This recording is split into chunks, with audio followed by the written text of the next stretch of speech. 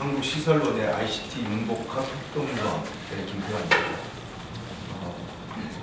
주제를 말씀드리기에 앞서서 저희 조합을 좀 소개시켜드리는 게 좋을 것 같은데요. 저희 조합은 소위 이제 시설원의 쪽에 복합 환경 제어 시스템을 구축하고 판매하고 보수하고 하는 업체들이 주축이 되고 그 관련 그러니까 복합 환경 제어 시스템이 이제 그 관련 업체가 국내에 한 5개 정도 있습니다. 현재로서 복합 환경 제어를 하고 그 중에 3개 업체하고 그다음에 여기 박근동 대표가 있는 이지팜 그다음에 설치를 전문으로 하고 하는 두 군데에서 총 6개 업체가 이제 올 초에 2월달에 설립을 했는데 조합을 설립을 했습니다. 근데 이제 설립했던 계기는 여기 계신 박근동 대표가 작년 하반기부터 이런 이 관련 정부에서 이 시설원의 쪽에 복합환경제어 시스템을 이제 보급하는 소위 이제 ICT 융복합 확산 사업이라고 하는 걸 올해부터 이제 본격적으로 추진하게 돼서 4년 동안 5,000농가에 이걸 보급하겠다고 발표를 했어요. 근데 이제 그것을 지금 현장에서 설치해보고 운영해보고 하는 업체들 입장으로 봤을 때는 한국의 국내 여건이 아직 성숙하지 못해가지고 그렇게 큰 사업을 벌였을 때 오히려 역효과가 날 수 있고, 그러니까 국내 기업들이나 농민들이나 제대로 대응을 못하게 되면 시설을 설치해놓고 제대로 활용 못하는 경우들이 많이 발생할 거고, 그러면 정책 사업을 막 펼쳤는데 부작용들이 나타나면서 오히려 지금 이제 유리온실이나 이런 쪽에 네덜란드 제품들이 대부분 쓰여지고 있는데 결국 국내 시장 자체가 죽어버릴 가능성이 있겠다. 그래서 그런 우려를 하면서 서로 이제 경쟁하던 업체들이 같이 이제 머리를 맞대고 뭐 이런 부분에 대응하기 위해서는 개별적으로 뭐 영업하고 대응하고 하는 것보다 같이 공동으로 모여서 기술 개발도 하고 특히 이제 유지 보수나 이런 것들이 잘 안 되는 부분들이 많이 있었거든요. 그래서 그런 것을 같이 하자라고 이제 의견을 뭐 작년 연말부터 모아가지고 조합을 설립을 했습니다. 그래서 근데 이제 올해 같은 경우 뭐 이따 또 말씀을 드리겠습니다. 이제 정부에서 1,000농가를 하기로 했는데 실제로 1차 확정된 농가가 78농가에 불과할 정도로 사업 자체가 상당히 좀 잘 진행이 안 되고 있는데 오히려 다행인지도 모르겠습니다. 이게 현재 실제로 준비가 안 되는 상태에서 그래서 이제 조합이 애초에 목표했던 부분들이 이제 뭐랄까요, 조합 어느 정도 이 협동이라고 하는 것들이 이제 뭐가 일이 잘 풀려야 협동이 잘 되는데, 그래서 올해 사업이 이제 워낙 안 되고 그다음에 이 확산 사업을 하겠다고 해서 이제 기존에 뭐 일상적으로 있어왔던 시장까지도 이제 그런 놈들도 이제 대기하고 있다 보니까 올해 사업 자체를 이제 저희 조합 회원사들이 이 복합환경 제어 시스템 관련해서는 사업을 거의 못 해버린 이제 결과가 나와가지고 현재 그것 때문에 좀 애를 먹고 있습니다. 근데 하여튼 단계적으로 보면 이제 이런 과정들을 통해서 좀 더 이제 내부적인 준비들을 좀 더 착실히 할 수 있는 뭐 계기가 되지 않을까라고 생각을 하고 있습니다. 그러면 이제 주제 발표를 하도록 하겠습니다. 제가 이제 할 부분 시설원의 쪽, 저는 다른 분야는 잘 모르고요. 그래서 시설원의 쪽에 ICT 융복합이 현재 어떻게 되어 있고, 그래서 이 부분을 좀 더 빠르게 도입하기 위해서는 어떤 정책들을 내지는 뭐 관련 산업계든지 농민이든지 아니면 정부에서든지 어떤 방향으로 일을 해야 되는지 뭐 이런 부분에 대해서 개발적으로 말씀드리겠습니다. 그리고 제가 이 분야에 대해서 전문가는 사실은 아닙니다. 제가 이 직책을 맡고 그다음에 작년 말부터 이제 이쪽에 관심을 갖다 보니까 이제 피상적으로 아는 분들이 많이 있거든요. 여기 전문가 더 저보다 잘 아시는 전문가분들이 많으시기 때문에 제가 개괄적으로 얘기를 아마 좀 더 깊게 좀 얘기가 되지 않을까라고 생각합니다.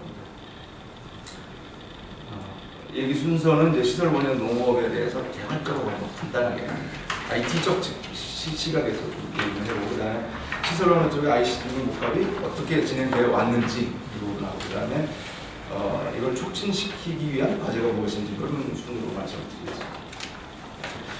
시설원의 농업의 비중을 보면은 그러니까 전체 농업 생산에서 차지하는 비중이 90년도에 한 4.9%에 불과했는데 2010년 10년 동안에 12.6%로 상당히 많이 시설원의 비중이 좀 많이 늘어나겠어요.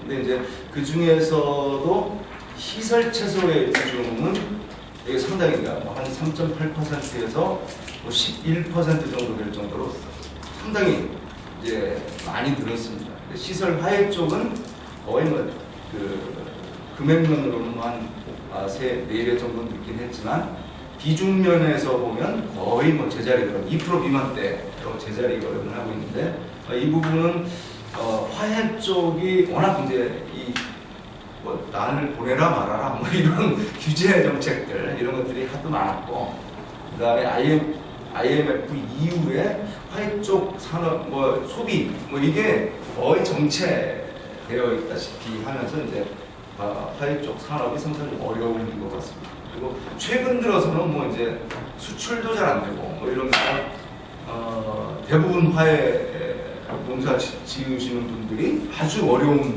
겪고 있고 그래서 시설이 어느 정도 갖추어진 곳에서는 이제 토마토나 파프리카 이쪽으로 전환을 하는 농가들이 요즘 엄청나게 많다고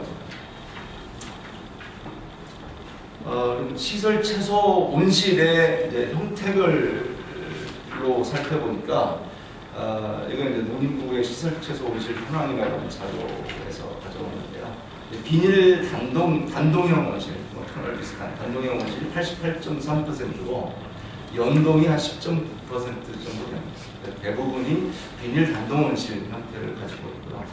유리 온실은 이게 0.58%, 한 5만 헥타 정도가 됩니다. 네, 5, 6, 30, 300헥타가 아직 못 되는 이게 이제 90년대 초반에 유리 온실 많이 지으면서 한 400헥타까지 들었는데 오히려 지금은 줄어 있는 상황입니다.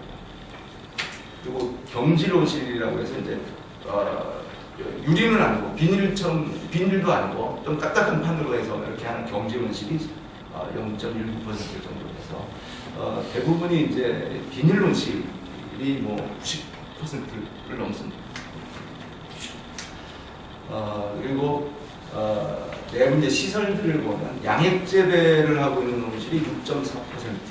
근데 최근에 많이 좀 늘고 있는 추세입니다. 근데 생각보다 그렇게 많지 않은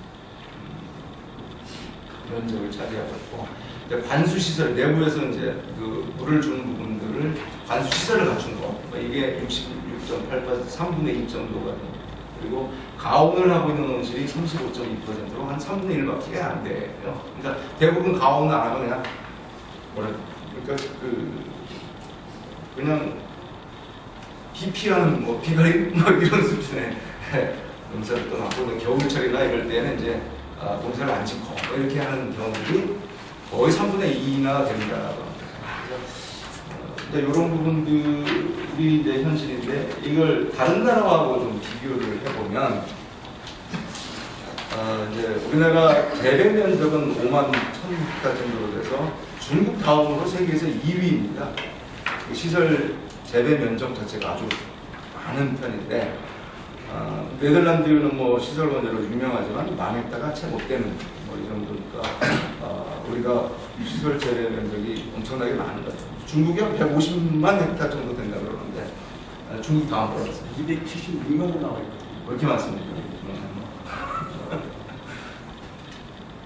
근데 이제 대부분 그 재배 작물을 보면 이제 한국이나 일본은 채소가 94% 정도로 대부분을 차지하고 있고 네덜란드나 캐나다 이런 쪽에서는 거의 50%로 화해가 상당히 많습니다. 그래서 이건 이제 화해 소비라고 하는 부분에서 동양하고 서양이 많은 차이가 있는 이런 것들을 볼 수가 있고 온실 유형도 우리나라는 아까 말씀드린 상태인데 네덜란드는 99%가 유리 온실, 전부 다 유리 온실이라고 보시면 되고 그 중에 벨로형 이렇게 지붕이 이렇게 되어 있는 벨로형이 87%로 대부분을 차지하고 있고 캐나다도 유리 온실이 32%입니다.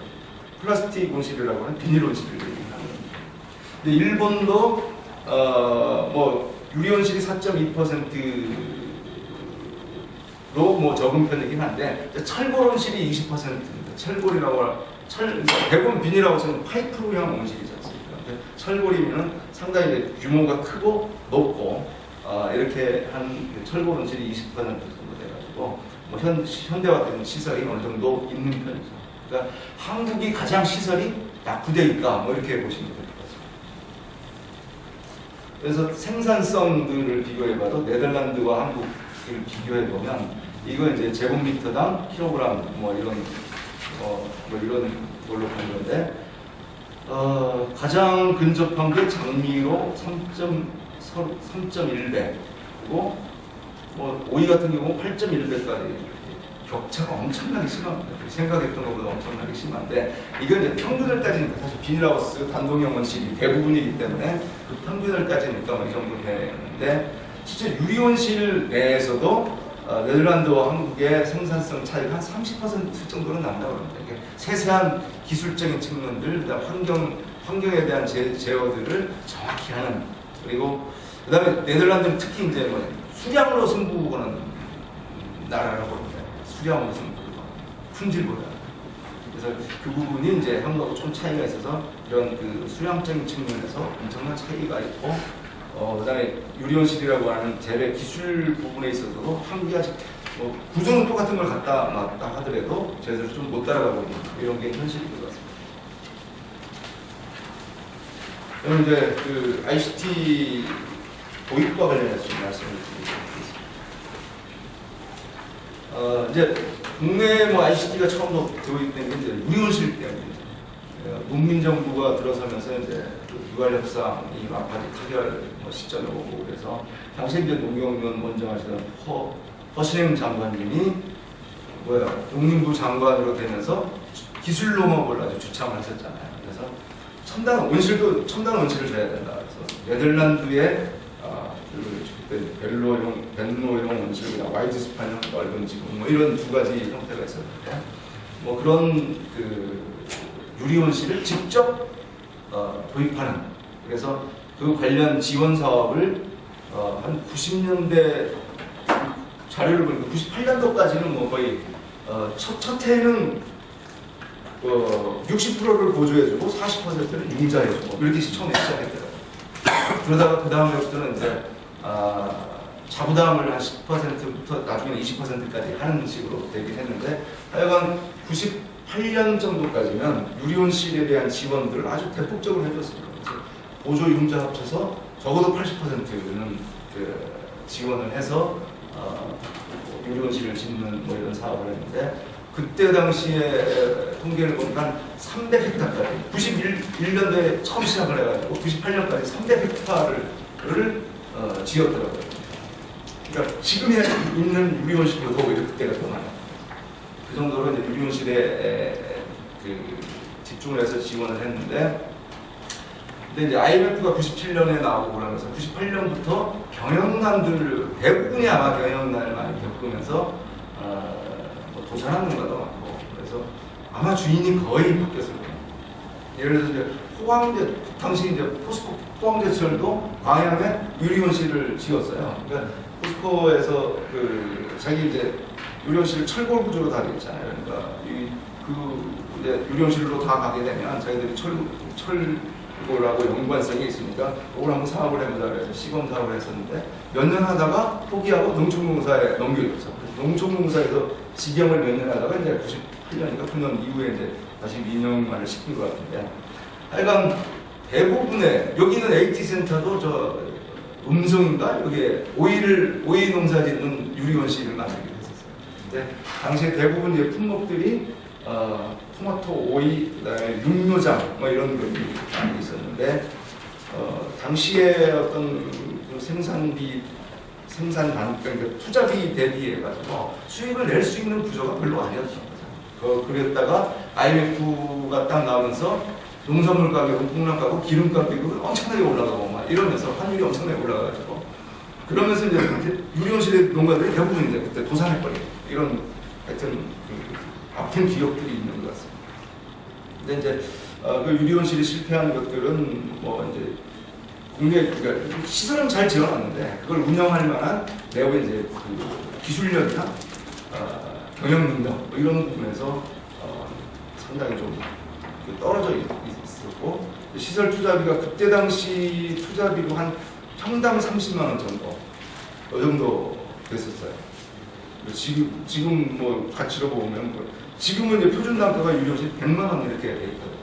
근데 적어도 한 80만 원 정도 평당 주어야 이제 시설을 한다라고 얘기를 하는데, 그러니까 그렇게 많은 투자를 해가지고 거기서 소득을 그 이상 돌릴 수 있는 상품 자체가, 장목 자체가 별로 없었던 게 이유인 것 같습니다. 근데 이제 유리온실이 이렇게 도입되면서 국내 시설원의 뭐랄까요, 재배 기술이나 환경이나 이런 것들이 사실 근데 처음 이 첨단 온실이 들어왔기 때문에 국내에 이제 그 이후로 많은 변화들을 가져오는 이런 순기능은 아마 한 것 같습니다. 근데 그러다가 이제 98년 이후에 이제 파프리카라고 하는 이제 이 장목이 나왔죠. 일본에 파프리카를 수출하게 되면서부터 기존에 이제 죽어가던 유리온실에 주로 이제 파프리카를 심게 돼요. 파프리카를 심으면서 일정하게 이제 그 시설에 어떤 충분한 소득이 나올 수 있는 뭐 이런 게 되면서부터 이제 유리온실이 이제 다시 활성화되기 시작했고, 그러면서 이제 창문들이 거기에 이제 파프리카, 토마토 뭐 이런 것들이 심어지면서 국내 이제 연동형 온실들이 규모 자체가 유리온실 비슷한 규모로 바뀝니다. 그러니까 그 전에 온실은 뭐 서서 뭐 작업하기도 힘들 정도로 낮은 뭐 이런 온실들이었는데 이게 점점 높아가지고 지금은 10분 옆 기둥의 높이가 6m에서 지금 8m까지가 엄청나게 올라갑니다. 그렇게 그러니까 형태 자체가 거의 유리온실하고 비슷해요. 피복만 비닐로 했을 뿐이지. 피복 비닐도 요즘 뭐 10년이 가는 뭐 이런 비닐들이 일본에서 나오고 국산도 뭐 7년까지 간다 그러는데 농민들은 한 3년 정도까지는 할 수 있다고 이렇게 얘기를 하던데, 뭐 그러면서 그 연동형 온실들이 이제 많이 보급이 되기 시작하죠. 그러면서 지금은 이제 주로 작물이 그 전에 파프리카, 토마토, 그다음 화훼 작물들이었는데 요즘은 이제 딸기까지 옛날에 딸기 좀 혼자 낮은 온실에서 풍형 재배를 했는데 이제 상당히 높은 베드도 뭐 이 정도 올라오고, 그러면서 고춧가루의 온실에서 딸기도 양액 제도로 하는 식으로 바뀌어갑니다. 그래서 제가 왜 그러나 이렇게 봤더니 딸기 가격이 엄청나게 올랐더라고요. 그러니까 90년대 후반까지만 해도 한 키로당 3,000원 수준이었는데 지금 10,000원까지 올라갔어요. 가장 많이 올랐죠. 그러니까 딸기 농사가 상당히 이번에 수익이 있는 뭐 이런 쪽으로 되니까 거기에 시설도 이제 그렇게 바뀌어가는 거예요. 그래서 그런 연동형 온실들은 이제 복합 환경 제어를 하는 게 필수가 됩니다. 그 정도의 연동형 온실들은 투자비가 평당 가장 적은 게 한 25만 원 정도에서 한 4, 50만 원대까지 투자비가 들어가요. 상당히 많은 투자비가 들어요. 비닐 온실 같은 경우 한 10만 원에서 15만 원이면 할 수 있는 건데 투자비가 2배, 3배 이렇게 들어가기 때문에 거기서 생산성을 많이 올려야 되죠. 생산성을 올리기 위해서는 복합 환경 제어 시스템을 써서 자동으로 환경을 조절하는 이걸 하지 않으면 그렇게 비싸게 줘가지고 좀 효과를 못 보죠. 그래서 국내에서 이제 이런 복합 환경 제어 시스템들이 이런 연동형 온실 때문에 이제 국내에서 개발이 되고 보급이 되죠. 초기에는 이제 네덜란드의 유리온실에 들어가 있던 네덜란드의 크리바나 호티맥스 뭐 이런 제품들을 가지고 보고 이제 국내 이 업체들이 그걸 카피해가지고 복합 환경 제어 시스템을 만든 거예요. 그래서 그게 한 10여 년, 지금까지 이제 한 10여 년 이상 되면서 그 노하우들이 어느 정도 쌓여서 겉으로 보는 기능이나 이런 부분들은 거의 뭐 네덜란드 거나 한국 거나 거의 비슷합니다. 근데 이제 네덜란드 같은 경우는 거의 기업적으로 운영하기 때문에 거의 뭐 ERP 수준의 이런 내용들이 다 거기에 들어가 있는 반면에 우리나라 같은 경우는 단지 그 환경을 조절하는 생산 관련 이런 기능에 국한되어 있긴 하지만 하여튼 그런 부분에 있어서는 거의 뭐 네덜란드 제품이나 거의 비슷한 수준에 현재 와 있습니다. 그리고 이제 정부에서 이제 2007년 이후에 본격적으로 농업 쪽에 IT를 접목하는 시범 사업들을 진행을 했죠. 그래서 처음에 이제 2007년도에 정보통신부 여기에서 이제 UIT 사업, 유비쿼터스 IT 사업 해가지고 이 사업을 시작을 해서 그 이후에 지식경제고 국민부 뭐 이렇게 이어지면서 이 사업을 지금 진행을 해왔습니다.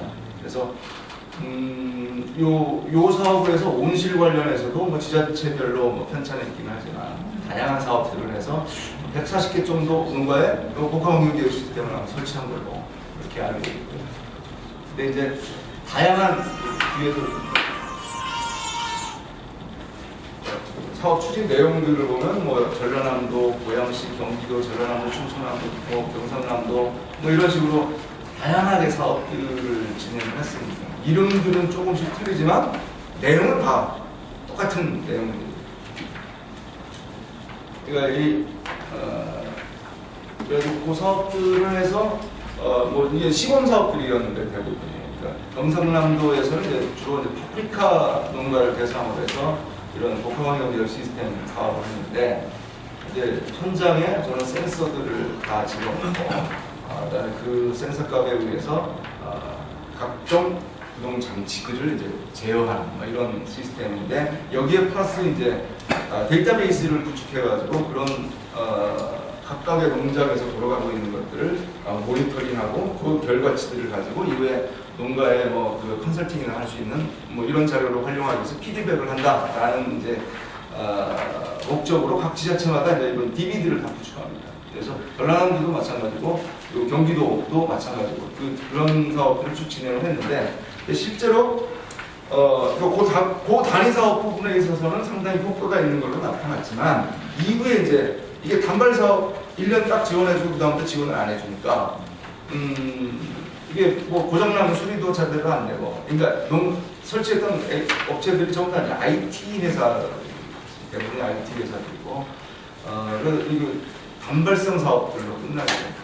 그리고 데이터베이스 구축해놨지만 그것을 운영하려면 지속적인 예산이 투입이 돼야 되는데 그 예산이 뭐 1년 하고 없으니까 지자체에서 자체 편성을 해야 되는데 그게 안 되고 그러면서 데이터베이스가 쉬게 되고 그러면서 이제 농가 단위의 이런 그 복합환경 제어 시스템들은 초반에 좀 돌아가다가 나중에 센서 고장 나고 뭐하고 그다음에 중앙에 DB도 안 들어가고 그럼 컴퓨터 고장 나고 이러면은 수도 패버리고 이런 식으로 해가지고 대부분이 이제 이런 시스템을 잘 활용을 하지 못하고 사장시킨 뭐 이런 경험들이 있습니다. 그래서 이런 이제 이런 그 정책적인 사업들이 하여튼 진행이 되면서 그 이제 농림부에서는 이제 어느 정도 어떤 실증적인 현장에서의 실증적인 뭐 하여튼 설치 결과를 아까 보셨듯이 이제 그 기대 효과 뭐 이런 측면에서는 상당히 높기 때문에 그리고 관련 기술들도 어느 정도 정착이 돼 있고 그래서 이걸 이제 본격적으로 도입하자라고 해서 이제 융복합 확산 사업들을 하게 되는데 그게 이제 요 그림이 이제 거기에 대체적인 그냥 모델 개념이 보시면은 이게 이제 농가 단인데 농가에서 각종 센서들이 있습니다. 그러니까 온실 외부에는 이제 일사량과 그다음에 풍향 풍속, 그다음에 비가 오는지 안 오는지 감지하는 이런 센서가 있고 그다음에 내부에는 온습도 관리, 그다음에 이산화탄소, 그다음에 뭐 필요한 데는 조도, 그다음에 양액 관련해서는 뭐 EC, pH, 뭐 토양에 대한 측정치들, 뭐 이런 것들이 각종 센서들이 부착이 되고 이런 센서들에서 실시간으로 이제 센서 값들이 계속 이제 수집이 되죠. 수집이 돼서 여기에서 일정하게 이제 관리할 목표치들을 딱 선정해 놓고 그 목표에 이 센서 값들이 근접하거나 이렇게 되면 이제 거기에 따라서 각종 구동기들 그래서 뭐 가장 중요한 게 천창, 측장 뭐 이런 것들이 되겠고 그다음에 보호용 스크린이나 그다음에 뭐 그 난방 시스템, 그다음에 양액 부분 뭐 이 등등 모든 이제 그 관련 시설들을 자동으로 제어하는 이런 부분입니다. 그래서 여기 이제 농가땅에 설치되어 있는, 그래서 센서와 구동기기들이고, 여기 이제 중앙 제어기가 있고, 제어기와 연결된 판넬들이, 요 구동을 하기 위해서 이제 제어 판넬이 있고, 이게 이제 하나의 이제 컴퓨터 시스템이죠. 여기 뭐 하여튼 구성은 뭐 이런 식으로 되어 있습니다. 근데 이제 여기에 정부에서 이제 추진하고자 하는 부분은 여기에 센서 값과 제어 값들, 내부의 환경, 생장 환경들 뭐 이런 것들을 모아서 데이터베이스를 구축을 해서 그 전체를 모니터링하고 일정한 뭐 데이터를 맞춰 일정 목적에 의해서 데이터를 쌓고 그걸 분석해서 각 농가에 다시 피드백을 해주는 거예요. 농가가 제대로 관리를 하고 있는 것인지 서로 비교도 할 수 있고 이렇게 이제 되돌려주는 그런 작업을 하기 위해서 이제 DB를 구성하는 거예요. 또 DB는 농정원에서 농정원에 구축을 해가지고 운영하는 것으로 아마 계획이 세워진 것 같습니다. 여기에 이제 추가적으로 운영 유지 보수를 뭐 이런 부분은 물론 기본적으로 업체가 해야 되겠지만 그러니까 기존에 이제 이 시범 사업에서 문제가 됐던 게 유지 보수가 제대로 안 된다 뭐 이런 것들. 그래서 각 시도에 뭐 기술원이나 이런 쪽에 종합 지원센터를 만들어서 거기서 이런 유지 보수나 운영 관리 등을 지원해주는 그런 시스템을 구축하겠다라고 하는 게 이제 정부의 기본적인 방향입니다.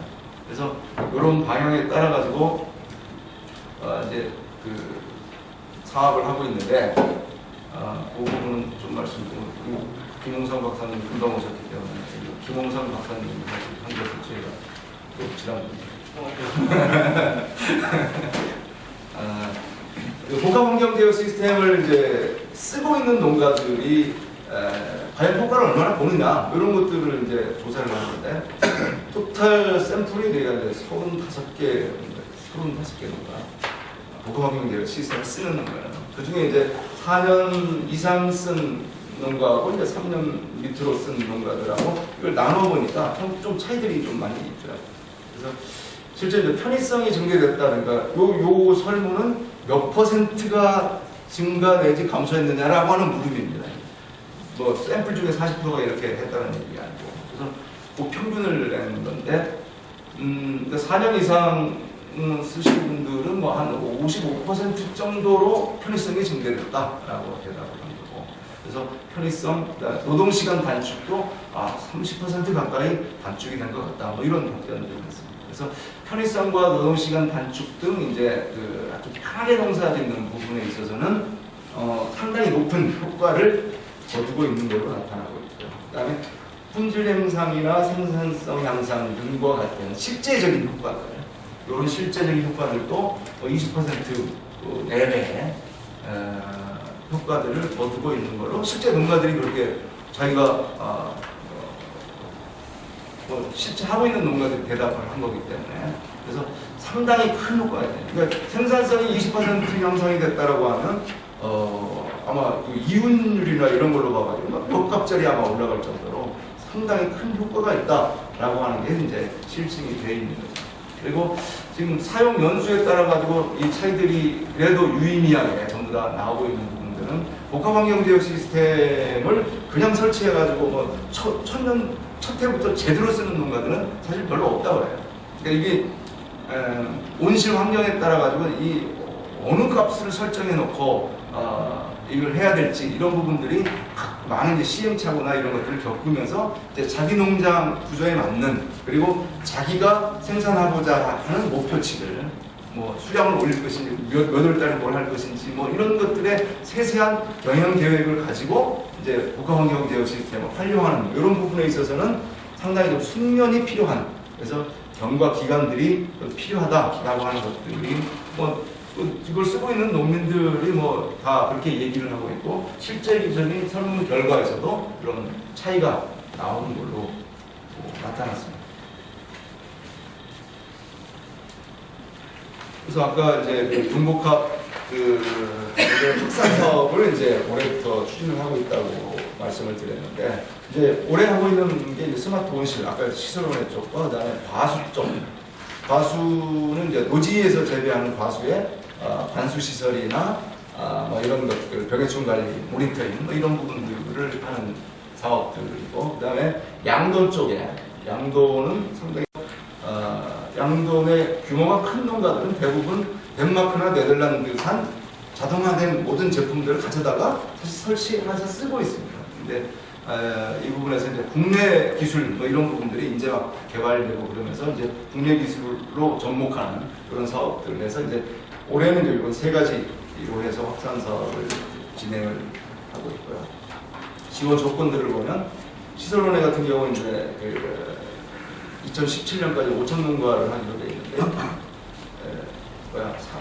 0.34m, 33m, 1000평 기준으로 표준 사업비가 한 2천만 원 정도, 2천만 원이고 최대 2억 원까지 한 농가에 지원이 가능한 건데 5조는 이제 국비가 20%고 국비 융자가 30%, 그다음에 지방비가 30%, 자부담이 20% 이렇게 됐습니다. 근데 이제 지방비 부담률이 사실 제일 낮죠. 30%인데 이게 이제 지자체 중에 이제 광역지자체에서 일부를 지원하는 것도 있고 아니면 아예 안 해주는 것도 많고 그래서 대부분이 이제 시군에서 이 지방비를 부담을 해야 되는데 그러다 보니까 시군별로 요 사업을 하는 편차가 아주 심합니다. 그래서 그 군수나 이런 분들이 이런 시설원의 농가에 대해서 지원을 적극적으로 하는 농가들, 그런 시군 같은 경우는 뭐 신청자도 많고 이렇게 하는데 아예 이 사업이 있는지 홍보도 안 하는 곳들도 많습니다. 그래서 설치를 하고 싶어서 농민이 가서 담당자한테 물어보면 우리는 그거 못한다, 예산 없다, 뭐 이런 식으로 해서 그런 시군도 상당히 많이 있습니다. 그래서 이런 이제 지방비 편차에 이 지방비 부담이 많으면서 좀 시군에 따라서 편차가 많은 부분들에 대한 해소책이 좀 마련되지 않을까라는 생각이 들고요. 그리고 이제 사전 컨설팅을 해서 신청을 하더라도 사전에 이제 이 농가가 이 온실이 이런 복합환경교육 시스템을 도입할 수 있는 것인지 한다면 어떤 식으로 해야 될 것인지 이런 부분들이 이제 사전에 컨설팅을 받고 최종 선점을 하게 됩니다. 그래서 그 컨설팅 사업이 진행이 됩니다. 그리고 설치하기 전, 설치하고 나서 제대로 설치되어 있는지 그래서 두 번에 걸쳐서 이제 컨설팅을 하는 걸로 되어 있습니다. 과수는 뭐 1,500 농가에 1,500 농가를 하기로 되어 있고 양도는 500 농가. 2017년까지 목표. 근데 양도 같은 경우는 이제 국비 보조금이 이제 30%고 융자 50%에 자부담 20%. 이건 이제 양도는 워낙 기업화가 되어 있다 보니까 지원율이 좀 낮은 편입니다. 근데 이제 올해 아까도 말씀드렸지만 올해 이제 청농가를 하기로 계획을 세웠는데 말씀드렸듯이 이제 신청이 한 250농가 정도 됐던 것 같아요. 신청이 250농가 정도 됐는데 요 사전 컨설팅을 통해 가지고 최종 확정된 농가가 이제 78농가로 목표 대비 10%도 안 되는 이런 실적이 나왔는데 그건 이제 실제로는 이제 뭐 우리 그 시설의 형태들 뭐 이런 것에서 보셨듯이 이제 단독형 온실이 90%. 단독형 온실에서는 자동화된 뭐 시스템을 이렇게 넣을 만한, 그러니까 환경을 뭘 넣어가지고 제어할 만한 뭐 구동 장치들이나 이런 게 뭐 거의 없어요. 그래서 적어도 이제 복합환경 제어를 하려면은 연동형 온실 정도가 규모가 돼야 현대화된 온실이 돼야 됩니다. 근데 그런 게 안 된 상태에서 신청을 했던 농가들 뭐 이런 부분은 좀 대부분이었던 것 같고, 그다음에 이제 지역 아까도 말씀드렸듯이 이제 시군에서 아예 관심을 안 가지고 홍보도 안 하고 뭐 이런 것들이 좀 많고 뭐 그래서 그런 이유들로 해서 상당히 좀 올해 실적이 저조한데 이거 당분간에 이거 뭐 확 목표치를 채우기는 어려울 것 같아요. 그래서 이 부분에 대한 정책적인 좀 개선이나 뭐 이런 게 목표치 변경이나 뭐 이런 것들이 있어야 되지 않을까 생각합니다.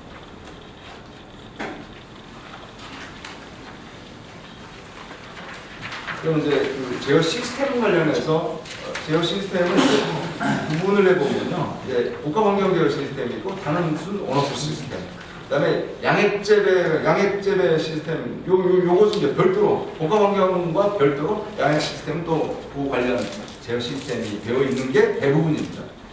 근데 이제 지금 유리온실에는 뭐 이게 그 양액 시스템과 복합환경 제어 시스템이 100% 다 들어가 있다고 보시면 될 거고. 비닐 연동하우스에서도 이제 규모가 큰 요새 지어진 것들은 이제 복합 환경 제어 시스템이 거의 필수적으로 들어가기 시작하고 있습니다.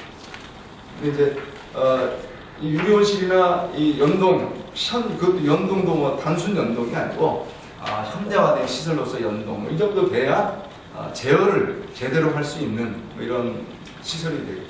근데 비닐 단동하우스 같은 경우는 예를 들어서 개폐기를 하나 하더라도 이게 예를 들어서 복합환경제어 시스템을 놓고 개폐기를 했다 그러면 막 이 시설 내부의 온도, 이 단동에서는 환경이 급격하게 변합니다. 문 한 번 옆에 문만 열어도 온도가 뭐 바로 외기 온도가 바로 돼버리고 뭐 이렇게 이 차이들이 워낙 많기 때문에 뭐 이 시스템을 자동으로 걸어놓고 한다 그러면 뭐 올렸다 내렸다 해서 금방 망가질 수 있을 정도로 시설 자체가 좀 낙후되어 있는 거예요. 그래서 이런 부분에 있어서는 복합환경제어 시스템이 아니고 단순 온오프 시스템, 일정 값을 설정해놓고 열었다 닫았다 하는 정도의 이런 단순 시스템을 도입해서 또 농사의 편의성을 좀 증대시켜주는 이런 쪽으로 가야 되지 않을까라는 생각입니다.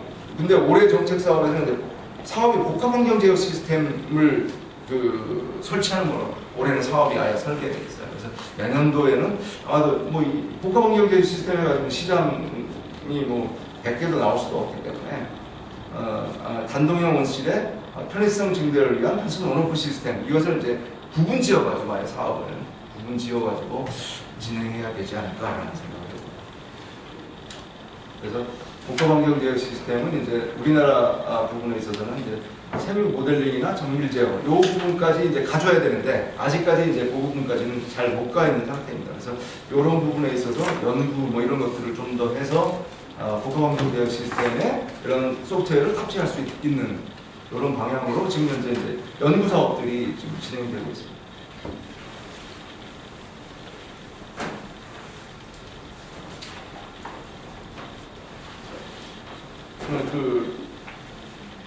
거의 시간이 너무 간단하게 마무리. 마무리. 네, 간단하게 말씀드릴게요. 도입 저해 요인, ICT 도입이 어려운 것들은 한 기본적으로 투자를 할 여력이 없는.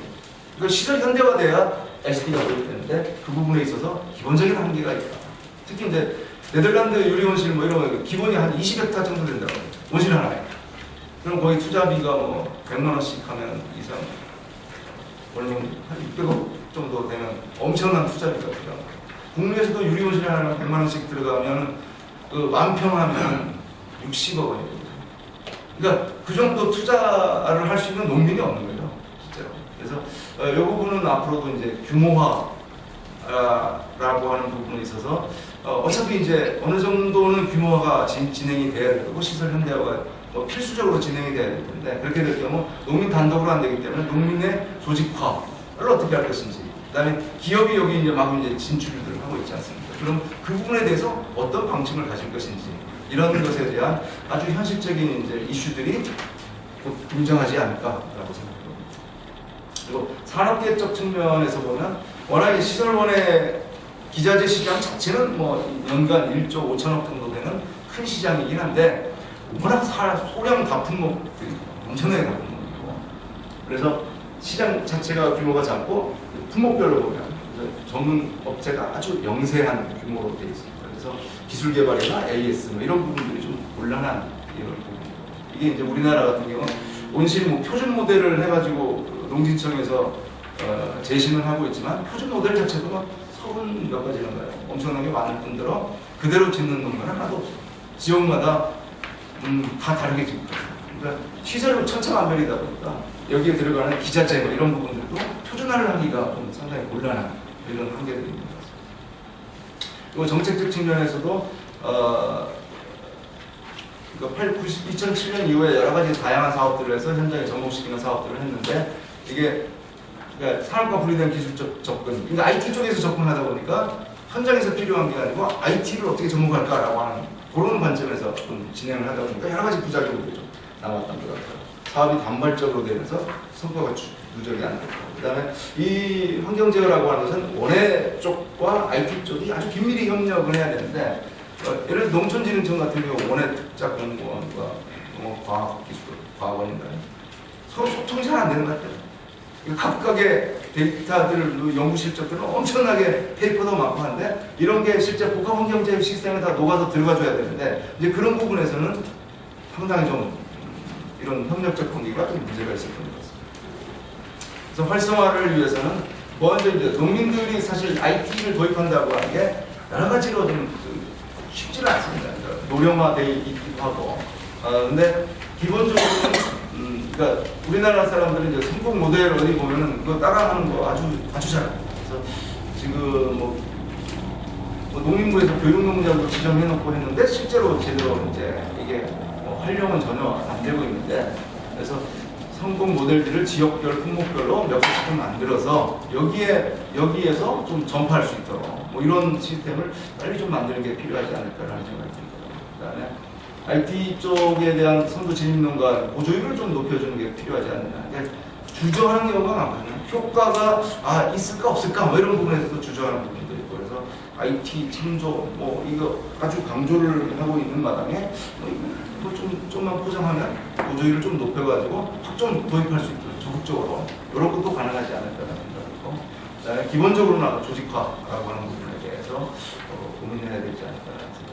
그래서 시장 정책 세분화 이 부분은 아까 말씀드렸듯이 단동형 단순 제어 시스템 이 부분도 정책 사업에 포함을 시켜서 좀 적극 보급할 필요가 있다. 그다음에 온실 구조 장비의 표준화 부분 아까 아주 다양하다고 그랬는데 이걸 표준화해서 산업 상황 호환성도 있고 하는 것들이 필요한데 농민들 얘기를 들어보면 시스템이든 뭐든 하여튼 집어넣고 몇 년 있으면 그 업체 다 없어지고 워낙 그 영세업체들이 많다 보니까 부도나는 경우가 많아요. 그러니까 그렇게 되면 그 시스템 못 쓰는 경우가 있으니까 이런 것을 서로 호환할 수 있는 시스템 뭐 이런 것들이 좀 필요하지 않나 생각합니다.